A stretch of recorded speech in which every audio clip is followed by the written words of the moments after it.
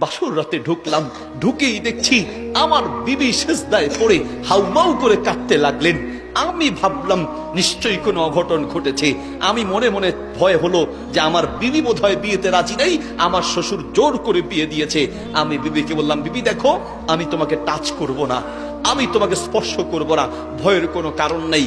তুমি কাঁদবে এটা আমি মেনে নিতে পারি না। শোনো, যদি তোমার আমাকে অপছন্দ হয়, বিয়েতে রাজি না হও, অসুবিধা নাই, আমি তোমাকে সুযোগ করে দিব, তোমাকে আমি স্পর্শ করব না।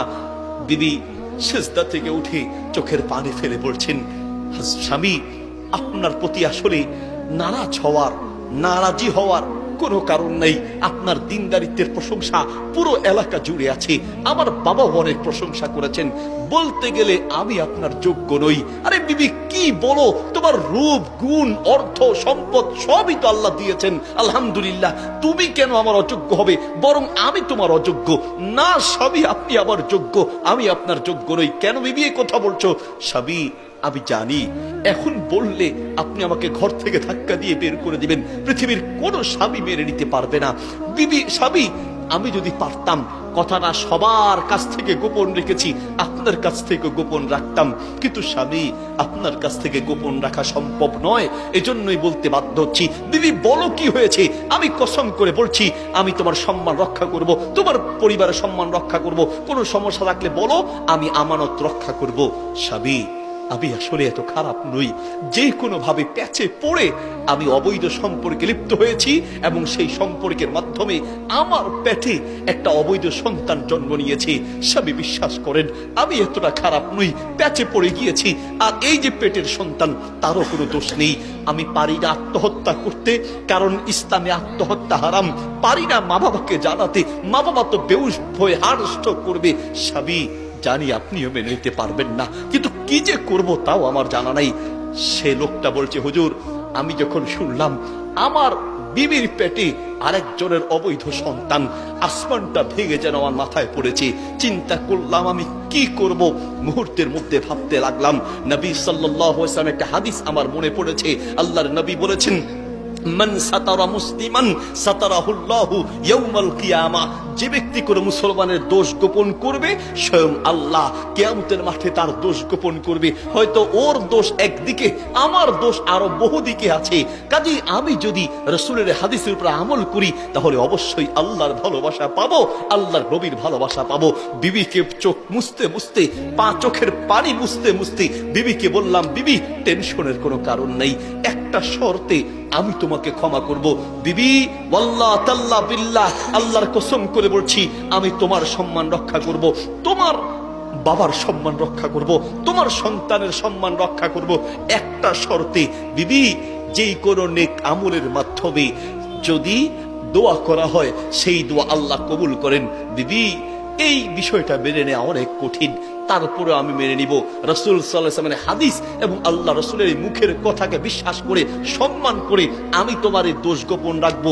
শর্ত হচ্ছে, বিবি, আমিও মনে নিয়ত করলাম, তুমিও বলো, যতদিন জীবিত থাকবে রাসূলের হাদিসের উপরে সম্মান করার কারণে, রাসূলের হাদিস মানার কারণে আল্লাহ যেন কিয়ামতের মাঠে আমাকে আল্লাহর নবীর সাথে উঠায় জান্নাতে, যেন আমি সেই নবীর পাশে থাকতে পারি।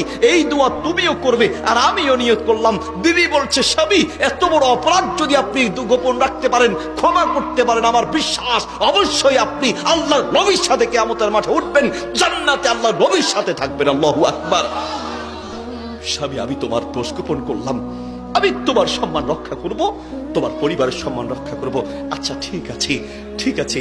বিবিকে বলল, বিবি, এখানে থাকা যাবে না, তোমাকে নিয়ে আলাদা এক জায়গায় চলে যাব, মানুষ যেন বুঝতে না পারে। সন্তান খুব তাড়াতাড়ি হলেই মানুষ বুঝতে পারবে। আল্লাহর কাছে ক্ষমা পাওয়া সহজ, কিন্তু মানুষের কাছে ক্ষমা পাওয়া সহজ নয়। হাজারো অপরাধ আল্লাহর কাছে চোখের পানি ফেলে বলতে দেরি হবে, ক্ষমা করতে দেরি হবে না। আর মানুষ এমন একটা জাত, দোষ একটা পাইলে তার সাথে 99টা যোগ করে হেঁটে হেঁটে মানুষের কাছে বলে বেড়ায়, ঠিক কিনা? আল মুমিন মিরআতুল মুমিন, নবী সাল্লাল্লাহু আলাইহি ওয়াসাল্লাম বলেন, আত-তারগিব ওয়াত-তারহিব কিতাবে হাদিস আছে, মিশকাতে হাদিসটি আছে, আল মুমিনু মিরআতুল মুমিন, ইমানদার হলো আর এক ইমানদারের জন্য আয়না স্বরূপ। আয়না মানে কারো দোষ পেলে সেই দোষটা আপনি তাকে বলবেন। এদিকে আয়নার সামনে গেছেন, এই ভাই এদিকে, ঘুরাই দেন। আপনার একটু হাতাহাতি করলে হবে না ভাই। এদিকে আয়নার সামনে আপনি গিয়েছেন, আয়নার সামনে যাওয়ার পরে চেহারায় কোথায় ময়লা আছে আয়না আপনাকে দেখিয়ে দেয়, নাকি আয়না হেঁটে হেঁটে চা দোকানে, টিভি দোকানে, মসজিদে, মাদ্রাসায়, রাস্তায়, পুকুর ঘাটে হেঁটে হেঁটে মানুষকে বলে অমুকের মুখে ময়লা দেখছি? আয়নাকে হেঁটে হেঁটে বলে? নবী সাল্লাল্লাহু আলাইহি ওয়াসাল্লাম এমন এক দৃষ্টান্ত দিলেন, একজন ইমানদার হবে আরেকজন ইমানদারের জন্য আয়নার মতো। তার মানে একটা আয়নার সামনে গেলে আয়না যার দোষ তাকে ধরিয়ে দেয়, মানুষকে বলে বলে বেড়ায় না। একজন ইমানদার যার দোষ পাবে তাকে বলবে, অপমান করার জন্য হেঁটে হেঁটে চা দোকানে, পুকুর ঘাটে, রাস্তায়, মসজিদে, মাদ্রাসায় বলে বলে বেড়াবে না, ঠিক কিনা? কিন্তু আমাদের অভ্যাস, মিশকাত শরীফের হাদিস 412 নম্বর পৃষ্ঠায় এসেছে, বুখারী শরীফ হাদিসটি আছে, বুখারী শরীফে আছে, আত-তারগিব ওয়াত-তারহিব কিতাবে আছে, সুনান তিরমিজিতে আছে, মুসনাদ আহমদে আছে। নবী সাল্লাল্লাহু আলাইহি ওয়াসাল্লাম বলেন, তাজিদুনা শাররান নাস ইয়াতি হাউলাই বিওয়াজহিন ওয়া ইয়াতি হাউলাই বিওয়াজহিন। এই দুনিয়ার সবচেয়ে নিকৃষ্ট, কুকুরের চেয়ে খারাপ, শুকুরের চেয়ে খারাপ, বিড়ালের চেয়ে খারাপ যারা মানুষের কাছে দোষ আর বদনাম বলে বলে বেড়ায়, ঠিক কিনা? এলাকায় নাই? কম না বেশি? পুরো এলাকা জ্বালিয়ে দেওয়ার জন্য ম্যাচের কাঠি কয়টা লাগবে? কথা বলেন, কয়টা? একটা ম্যাচের কাঠি সারা গ্রাম জ্বালিয়ে দিতে পারে। একটা চগলখোর পুরো সমাজ, পুরো পরিবার, পুরো কমিউনিটি ধ্বংস করতে পারে, ঠিক কিনা? বেশি না, সংখ্যাগুলো বেশি লাগে না। চা দোকানে বসে বসে খালি অমুকে এই করছে, তমুকে সেই করছে, অমুকে ওই করছে, নিজে পায়খানার মধ্যে ডুবে আছে, আর আরেকজন প্রস্রাব গায়ে লাগছে কিনা এই মাসালা জিজ্ঞেস করে। বুঝেন নাই? ওই মাসালা চিন্তা করে যে অমুকের গায়ে প্রস্রাব লাগছে কিনা, কিন্তু নিজে যে পায়খানায় ডুবে আছে তার খবর নাই। নবী সাল্লাল্লাহু, এদিকে ভাই আমার, কিছু অপরাধ আল্লাহ ক্ষমা করেন।